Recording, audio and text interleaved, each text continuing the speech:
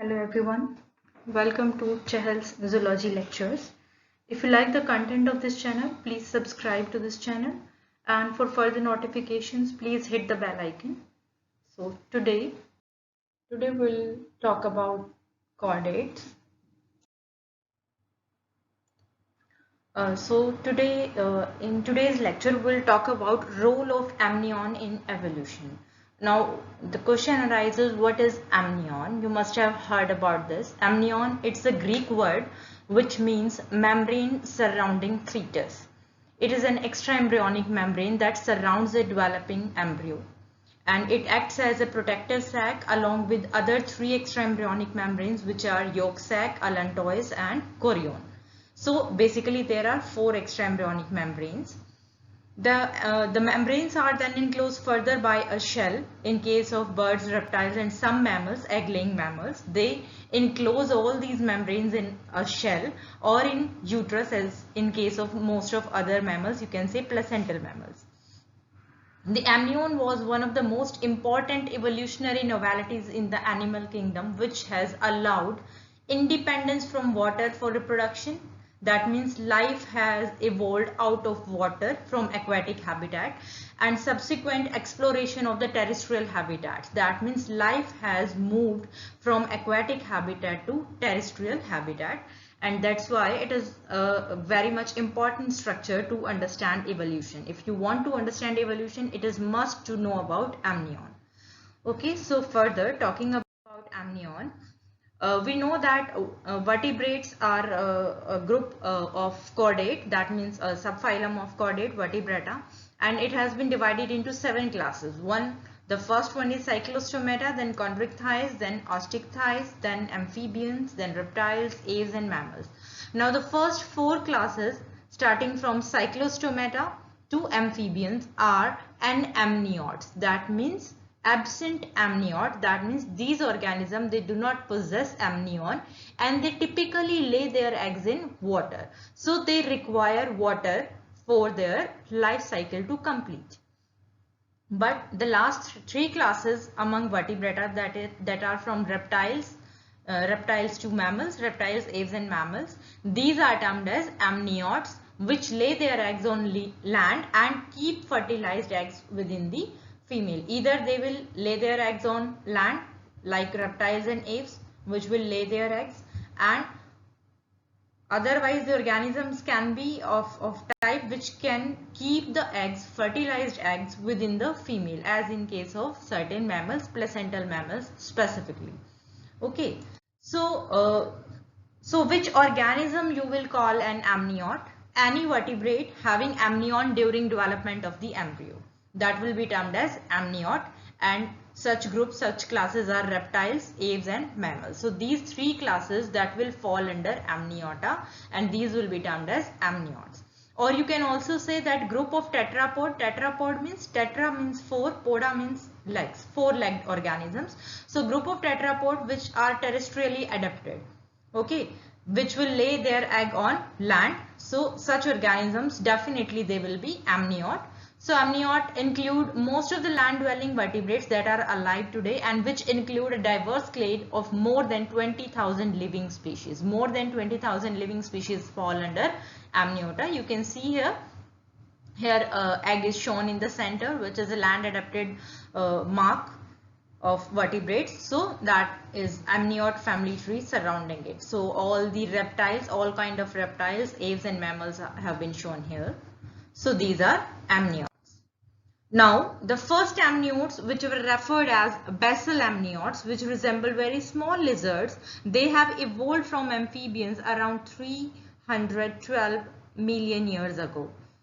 When the first animal came out of water, their eggs were not able to survive harsh conditions like excessive heat, which may cause desiccation and dehydration to the soft body of aquatic organisms, and which can cause mechanical damage to the organism due to dry surroundings, and which can provide harsh conditions, which can provide shock because of absence of water, because water is a shock absorber, and if there is no water, so that can be a shock to any organism.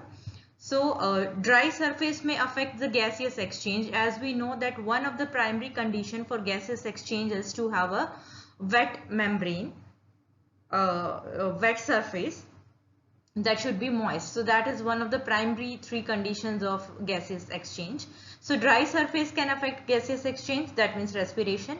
Attack of pathogens or predators on eggs. So that is some of the harsh conditions which organism which has came out of water they have faced. So to overcome these problems, these amniotes, these early amniotes, they develop cladoic eggs. Now what is cladoic? Cladoic has derived from word clistos. Clistos means closed.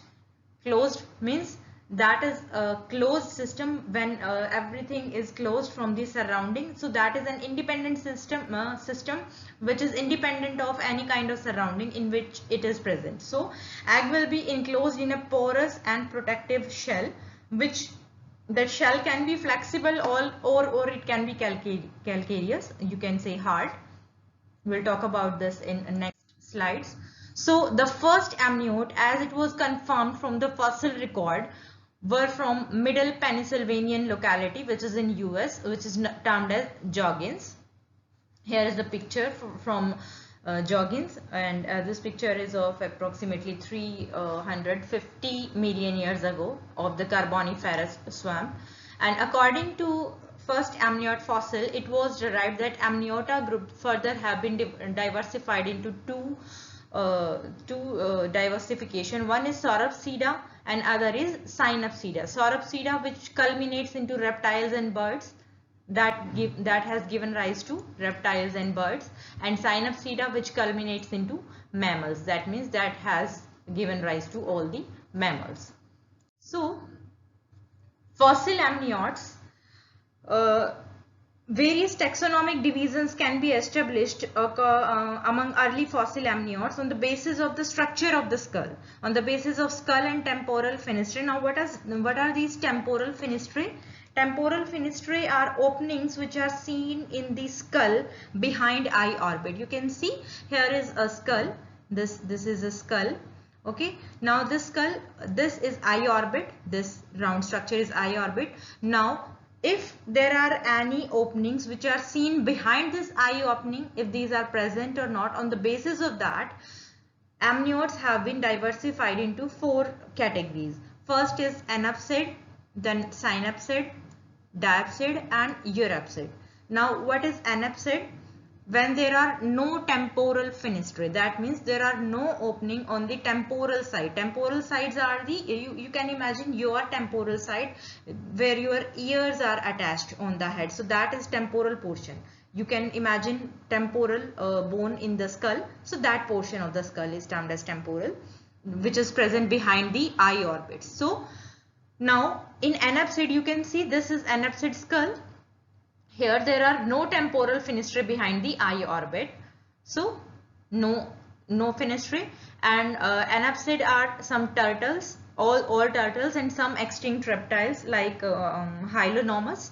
So these are anapsid. Synapsid, which have lower temporal fenestrae. That means one single opening is present behind the eye orbit. This is eye orbit, and this is one opening which is present in the temporal region of the skull, and a single opening is present which is present on the lower side of the skull. You can see, okay, this is the half portion. Okay, so this opening is present in the lower half portion of the skull. You can see. So the such kind of skull is termed as synapsid, and which is found in mammals and their ancestor. All the mammals, they are synapsid. Now the next is diapsid. As the name suggests, dia means two.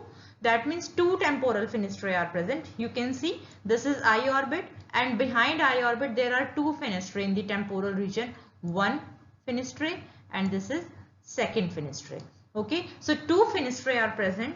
So such skull is termed as diapsid. So such amniotes are termed as diapsida, and the example is dinosaurs, birds and lizards. They all are diapsid. Then fourth category is eurapsid. Eurapsid, which has temporal fenestrae in the upper portion of the skull, upper half portion of the skull. You can see. So here is the eye orbit, and here is the line which is demarcating the lower and upper half portion. So fenestrae is present, one single fenestrae, one pair of fenestrae you can say on both sides of the skull, that is present on the upper half of the temporal region. Okay, so that skull is termed as Eurapsid, which is found in ichthyosaurs. Now what are these ichthyosaurs? These were marine reptiles of Jurassic period, and these were also termed as fish reptiles because they are fish-like in appearance, and these were generally 3 to 4 meters in length and had a streamlined body for easy swimming. They look more or less like dolphins, today's dolphins, with beaked appearance at the place of mouth, and their jaws had numerous teeth, and these were ovoviviparous or viviparous. So these were 4 classes of amniotes. Now further talking about that, so here is the diagram which is showing a general depiction of these. So uppermost circle is vertebrate, which includes tetrapods. Okay, tetrapods with 4 limbs. Okay, animals with 4 limbs.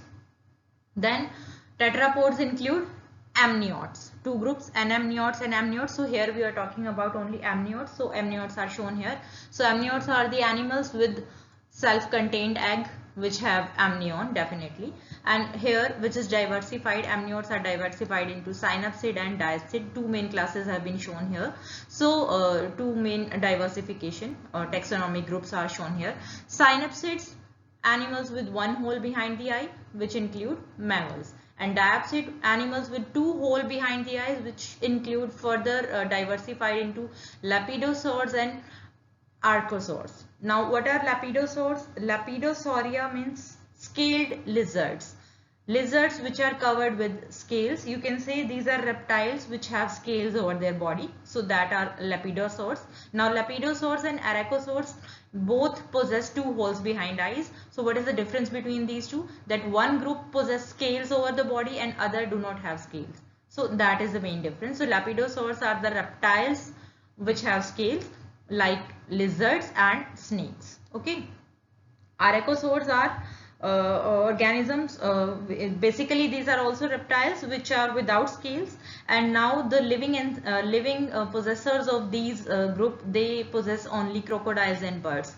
Birds and crocodiles, they belong to this group, and earlier dinosaurs, they also fall in this group, arachosaurs, but now that are extinct. So we'll talk about only crocodiles and birds in arachosaurs. These are living today.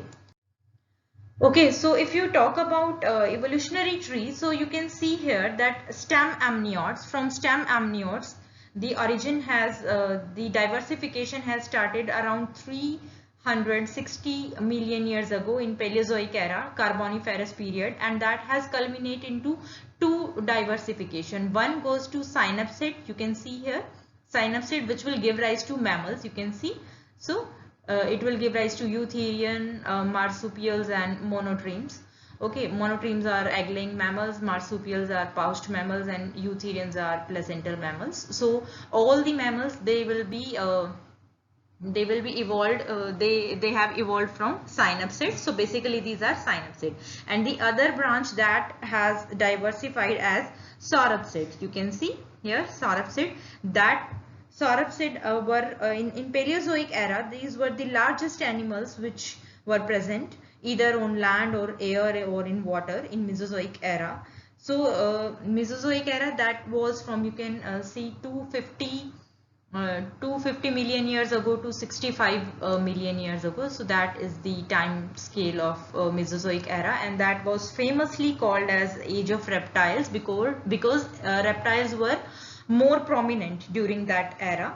These were much prevalent, and after the mass extinction of dinosaurs, a few species of birds have survived. So you can see that Sauropsida, that has diversified further into 2 groups, that is lapidosaurs and arachosaurs. We have talked earlier. Lapidosaurs are scaled reptiles, so you can see lizards, and also that will also include snakes here, you can see.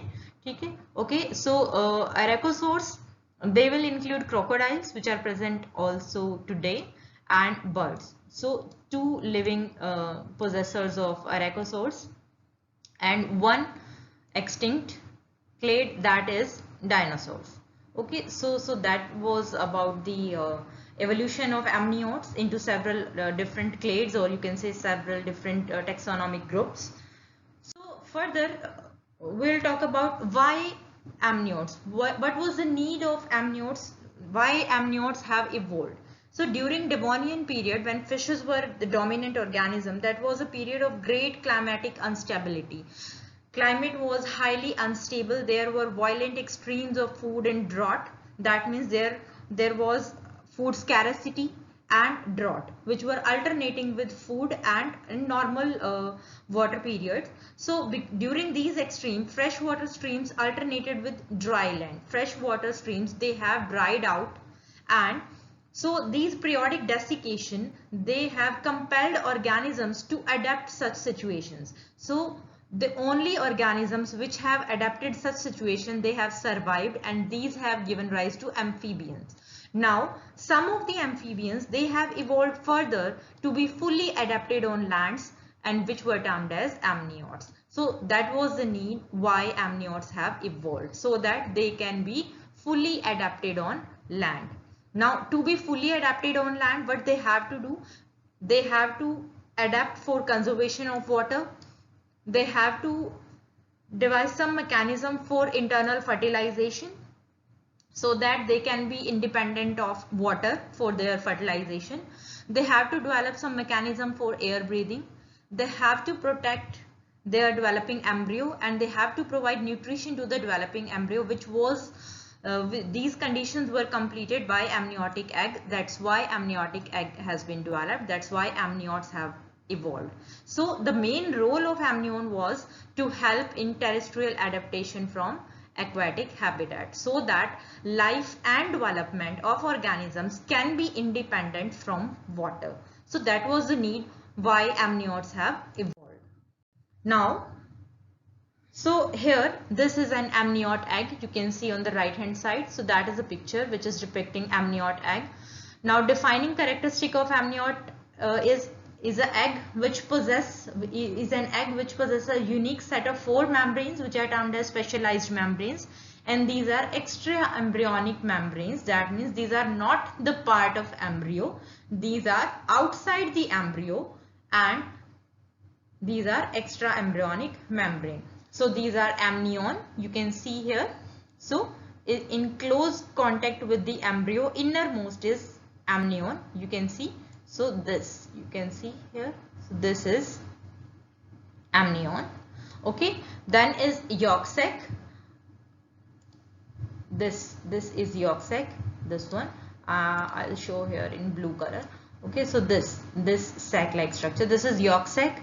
Allantois, this is allantois, you can see on the right hand side. So this is allantois, and the outermost is chorion. So this outermost covering which is enclosing all these membranes, this is chorion. So these are termed as extra embryonic, as these are separate from the embryo and develop from tissue that grow outside the embryo. That's why these are termed as extra embryonic membrane. Okay, so we'll talk about these membranes one by one. So first of all, we'll talk about amnion. Now, amnion is a membrane that closely covers the embryo when embryo is first formed. So it will cover the embryo. You can see here is the embryo, and this outermost just covering this embryo is amnion. Just adjacent to the embryo is amnion. So it is filled with a fluid which is termed as amniotic fluid, which causes the amnion to expand and become the amniotic sac, which serves to provide the protective environment for the developing embryo or fetus. So amnion is innermost membrane, and it encloses amniotic fluid sac which has amniotic fluid. What is the function of amnion? It allows the development of embryo. Okay, it protects the embryo from any kind of shock and physical injury. It gives osmotic protection to the embryo. Now, what is osmotic protection? That means it balances the osmotic concentration of the fluid around the embryo, so that an optimal concentration of electrolytes and non-electrolytes can be maintained in cells or tissue or in embryo, so that there can be that diffusion of water or solute molecules can be controlled, so that the embryo can survive, so that there can that endosmosis or exosmosis, excessive endosmosis or exosmosis can be prevented, so that an osmotic balance is required. So that is the function of amniotic fluid, that it provides osmotic balance also, which is necessary for the growth of embryo. Next is yolk sac. It is a membranous sac which is attached to embryo. You can see here this yellow colored structure in the fish embryo. In fish it has developed 500 million years ago. In reptiles and birds it has developed 300 million years ago, and in mammals it has developed in during 100 million years ago. And yolk sac provide nourishment in the form of yolk in case of reptile, birds and primitive mammals, which are egg-laying mammals. So yolk is much more prevalent in primitive mammals rather than in placental mammals. Yolk sac function as circulatory system of human embryo before internal circulation begins, because the very first blood vessel that is formed in the yolk sac. So blood vessel transport, what is the function of blood vessel in the yolk sac? These are required for transportation of nutrients from yolk to embryo. You can see, so here is yolk sac. From yolk sac to embryo, for transportation of the nutrients from yolk sac to embryo, some kind of vessels are required. That's why the blood cells and blood vessels have formed here for the first time in the developing embryo. So they will serve to transport nutrient from yolk to embryo. Yolk sac in placental mammals is vestigial. It serves only evolutionary function, because all the nutrition that is derived from placenta, that's why it is vestigial. So it is very much smaller in size, you can see here, and it will serve only evolutionary function, and later on it will help in formation of umbilical cord as well. In mammals, yolk sac is the site for blood cell formation. The very first blood cell is formed in yolk sac in case of mammals. With the development of the embryo, yolk sac gets smaller, because all the yolk, it will get used up. So yolk sac will get smaller with the ongoing period of development. What is yolk? Yolk is mixture of proteins and lipoproteins. Next is allantois. Allantois is a hollow sac-like structure which is filled with a clear fluid. You can see here is a chick embryo, and on the right hand side is human embryo. So the green colored structure here, which is shown here, you can see I'm boundary lining this. So this is allantois, the sac-like structure which is a hollow outgrowth, and this is disposal sac for embryonic metabolic waste. So all the metabolic waste from the embryo, that will be collected in this allantois. It will also aids up in respiration in conjugation with chorion.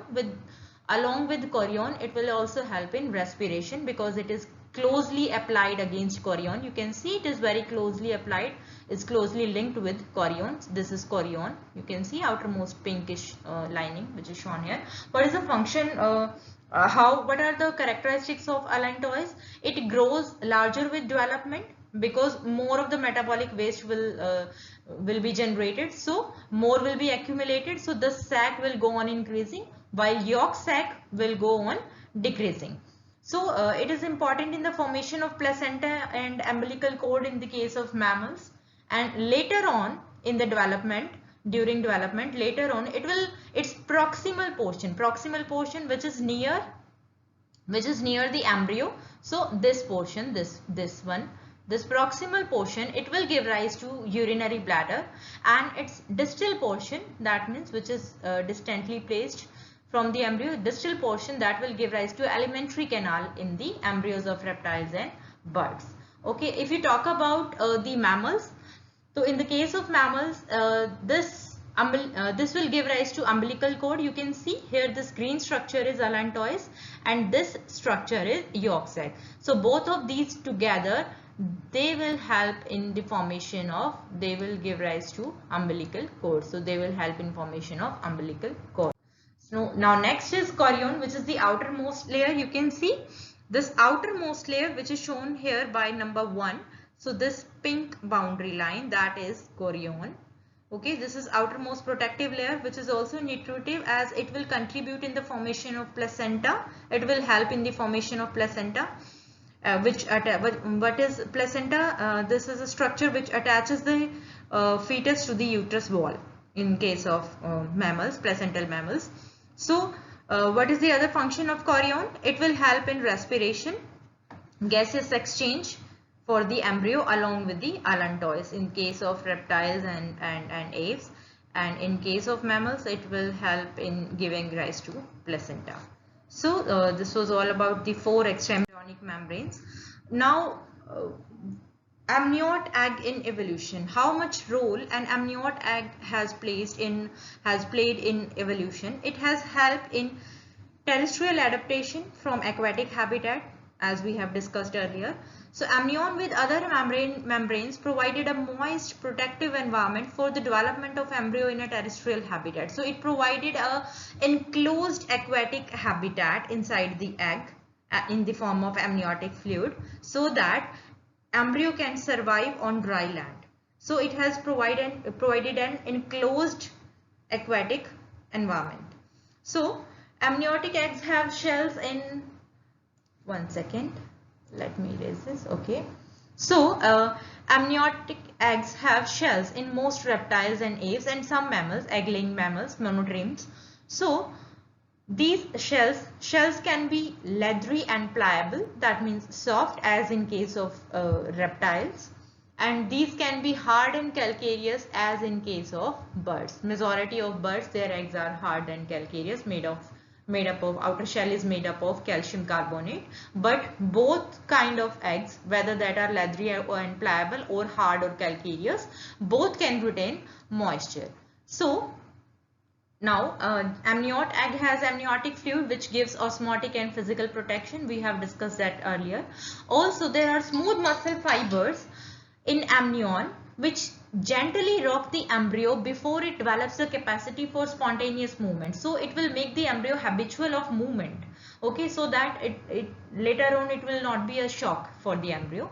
Allantois is applied closely against chorion, and both of these, they perform function of gaseous exchange and stores metabolic waste. Allantois stores metabolic waste. Allantois becomes urinary bladder in adult, which is a characteristic feature of terrestrial animals as it is absent. Urinary bladder is absent in majority of the aquatic organisms. Loss of free larval stage and ability to lay and bury eggs enabled amniotes to move from aquatic habitat to terrestrial one. So these are some of the reasons why amniote egg is important in evolution.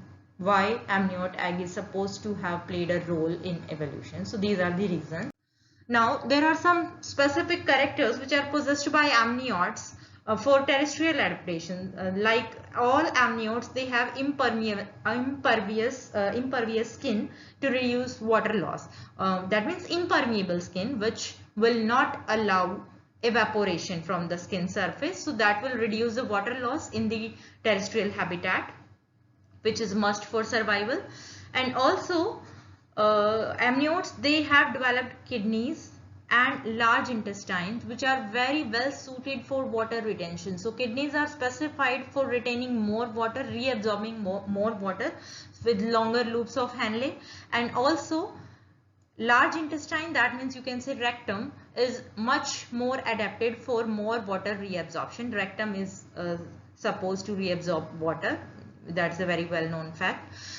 All the amniotes, they possess horny nails that has enabled these organisms to dig burrows during day heat so that they can reduce evaporation, they can escape from their day heat in a burrow. All amniotes, they have lacrimal glands in eyes which will secrete antibacterial secretion that will also moisten the eyes and protect from desiccation, from drying out. And you know that dry things are more prone to bacterial infections. So that will also prevent from bacterial infection. So that secretion is antibacterial and that will also moisten the eyes.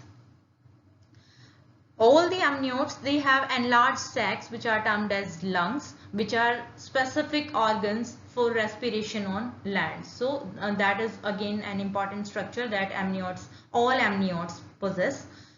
Then shelled eggs have allowed organisms, animals, amniotes to reproduce on land and to lay bigger eggs. On land, they can lay bigger eggs, which had led to the development of larger land animals. And all amniotes, they have evolved a way of internal fertilization. These are amniotes are capable of internal fertilization. These are the very first organisms which are capable of internal fertilization, except some sharks, you can say. Okay, so so this was all about the role of amnion in evolution. Thank you very much.